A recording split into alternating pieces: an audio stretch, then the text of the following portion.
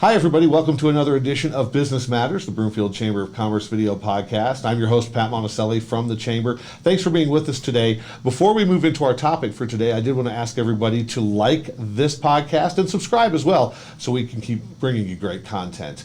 One of the things that we are facing here in this area, as people are everywhere, as we start to recover from the pandemic, is a shortage of workers. We have businesses of all types that are having trouble finding people to fill jobs that are readily available.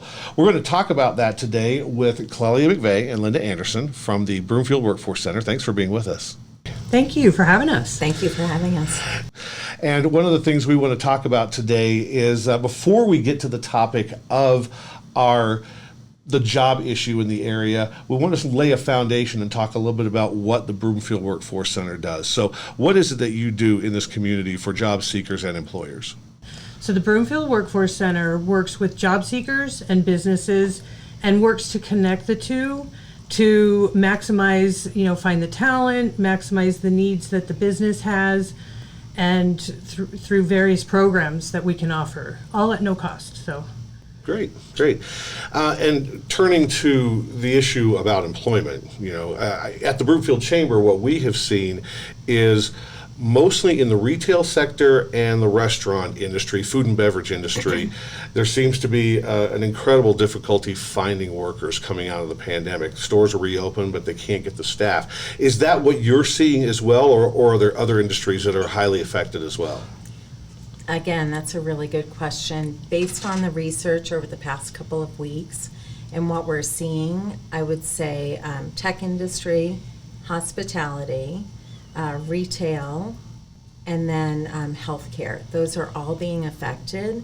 I think one thing to note is that prior to the pandemic, there was already a challenge finding a solid workforce. So it's just amped up that much more at this point. Are there any things that point to the reasons behind that? Is there any one thing or two things that you can look at and say, this is what's causing the issue?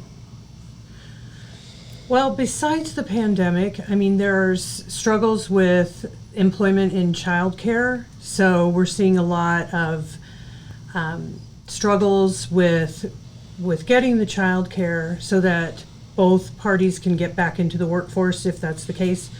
And then we're also seeing a lot of people wanting to transition their skills. So this is actually a good time for them because they can explore upskilling and reskilling. And then the Workforce Center can help with that through various programs that we offer. What can employers do if we're looking at these sorts of shortages and the employers are struggling for answers? What can employers do, or where can they go to get the assistance? Okay. I would highly suggest having them reach out to their local workforce center. We're in Broomfield Workforce Center. There's a number of programs. We can really try to connect with them to create something that's meaningful and then leverage all of the programs that we have. There's a strong focus on helping veterans, helping people with disabilities, helping minority companies. And youth. And youth. Youth is huge. We have a fantastic youth program. So really leveraging all those programs and trying to get people back to work in something that's meaningful and connected to the community. From your vantage point, for employers, is there a light at the end of the tunnel? Is there the possibility that they can suddenly find the workers that they need to find? For sure, because we utilize a database called connectingcolorado.com. So employers, it's very user-friendly. Employers can post their jobs. Those jobs go directly out to potential applicants. And then we also have a big event coming up, right, Clell? It's huge. It's a celebration of workforce development. So the month of September, we will kick it off with an open house at our location. It will. We're going to invite the public, job seekers, and employers.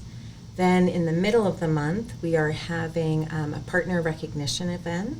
At the end of the month, we're going to finish it with a job fair. It'll be a multi-industry job fair, and that is on September 30th.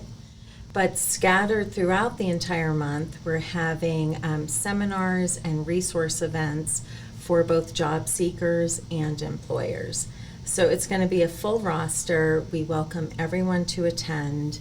It will really kind of kick off the tone and the positive force going forward.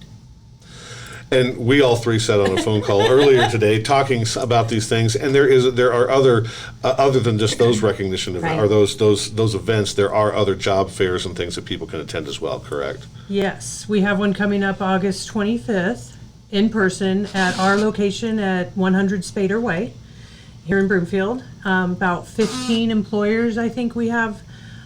So we've just got to get the word out to those job seekers.